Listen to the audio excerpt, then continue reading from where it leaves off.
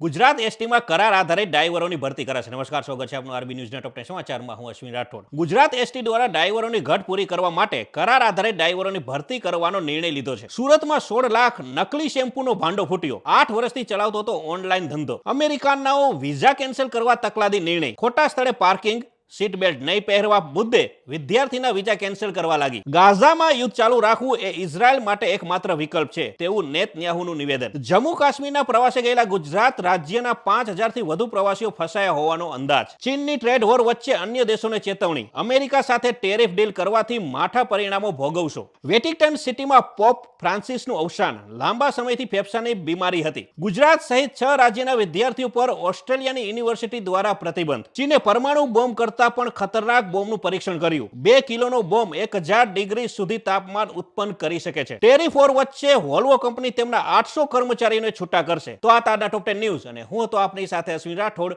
Jay Hind, Jay Bharat.